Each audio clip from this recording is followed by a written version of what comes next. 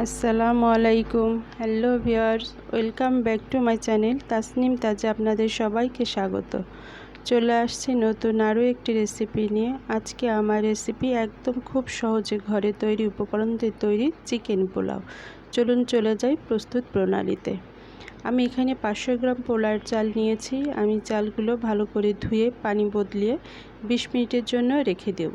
বিরিয়ানি রান্না করতে গেলে আমি এটি সচরাচর করে থাকি। এখন চলে যাচ্ছি চুলায় আমি এখানে 3 টেবিল চামচ পরিমাণে তেল দিয়ে দিয়েছি।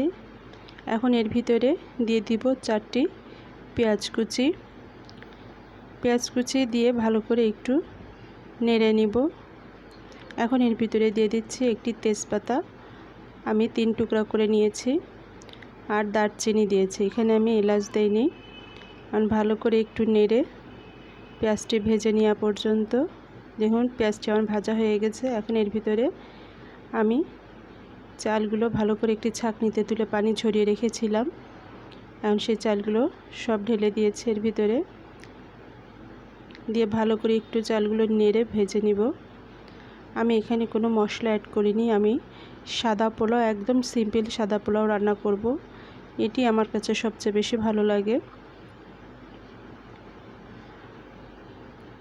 আর এই সাদা পোলাওতে যেন মশলা দিলে যে ফ্লেভারটা আসে তার থেকে আরও বেশি ফ্লেভার আসে। এখন আমি এখানে দিয়ে দিলাম কিছুটা পানি। আমি যে মেজারমেন্ট কাপে করে চাল মেপে নিয়েছিলাম 500 গ্রাম, এই কাপেরই আমি ডবল পানি দিয়েছি। যেমন 1 কাপ চালে 2 কাপ পানি, আমি এখানে 2 কাপ চালে 4 কাপ পানি দিয়েছি।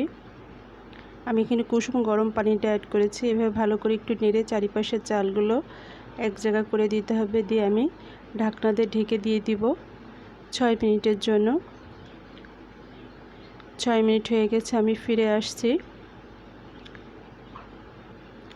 এবং মাঝে আমি ছিদ্রটিও বন্ধ করে দিয়েছিলাম।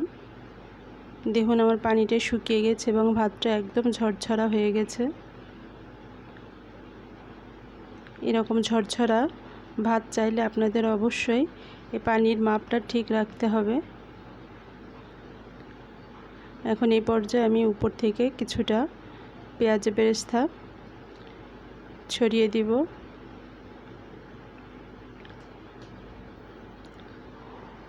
আবারও আপনি ঢাকনা দিয়ে ঢেকে রেখে দিব 3 মিনিটের জন্য। এভাবে আমি দমে রেখে দিয়ে নামিয়ে নিব।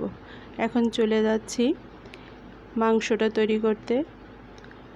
আমি এখানে 350 গ্রাম মতো সলিড মাংস নিয়েছি। এখানে মাংসর ভিতরে আমি 3 টেবিল চামচ গরুর দুধের ভিতরে 1.5 চামচ মতো লেবু রস দিয়ে রেখেছিলাম। এখন সেটি সম্পূর্ণটাই ঢেলে দিচ্ছি। দিয়ে দিচ্ছি 1/2 চামচ রসুন বাটা, 1/2 চামচ আদা বাটা, 1 চামচ মতো জিরার গুঁড়া, দিয়ে দিচ্ছি স্বাদ মতো লবণ। আপনারা আপনাদের মাংসের পরিমাণটা বুঝে লবণটা দিবেন। আর আমি দিয়ে দিচ্ছি 1/2 চামচ হলুদ গুঁড়া, 1/2 চামচ শুকনো মরিচের গুঁড়া।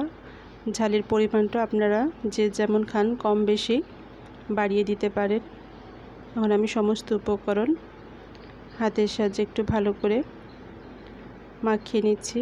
মাখানো আমার হয়ে গেছে। এভাবে আমি রেখে দিব 20 মিনিটের জন্য। 20 মিনিট পরে ফিরে আসছি চুলায়। আমি এখানে 1/2 কাপ পরিমাণে তেল দিয়ে দিয়েছি এবং এখানে 3টি পেঁয়াজ কুচি দিয়েছি। পেঁয়াজটা ভালো করে একটু নেড়ে নিচ্ছি। একটু লাল হয়ে আসলে আমি ম্যারিনেট করে রেখেছিলাম যে মাংস, এখন এই মাংসটি সব ঢেলে দিব। দিয়ে ভালো করে একটু নেড়ে এই তেলেতেই মাংসটা ভালো করে একটু নেড়ে ভেজে নিচ্ছি। মশলা সহই একটু ভালো করে নেড়ে ভেজে নিতে হবে। যদিও এটি সলিড মাংস এবং মুরগির মাংসটি হতে বেশি সময় লাগবে না, তো তেলের পরে একটু ভালো করে ভেজে নিলে মাংসটা খেতে ভালো লাগবে। আমি ঢেকে দিচ্ছি 5 মিনিটের জন্য। 5 মিনিট পরে ফিরে আসছি। এই সময় চুলার আঁচটি কিন্তু আমার একদম মিডিয়াম এবং লোর মাঝামাঝি আছে। এভাবে উল্টে পাল্টে নেড়ে আমি যে পাত্রে মাংসটা ম্যারিনেট করেছিলাম ওই পাত্রেই হাফ কাপ পরিমাণে পানি দিয়ে আমি ঢেলে দিলাম। এই পানিতেই মাংসটি আমার সিদ্ধ হয়ে যাবে।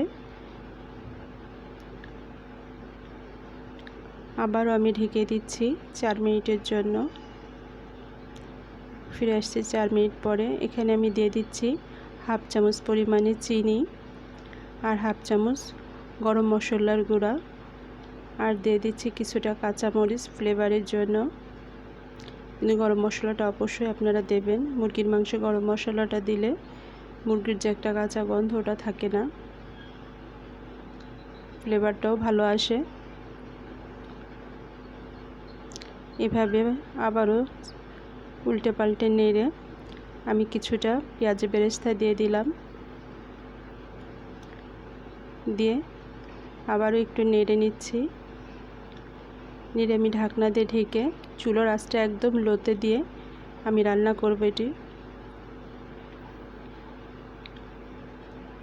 উপর থেকে যখন দেখেছি ঝোলটা আমার একদম কমে গেছে, তখন আমি ঢাকনাটা খুলেছি।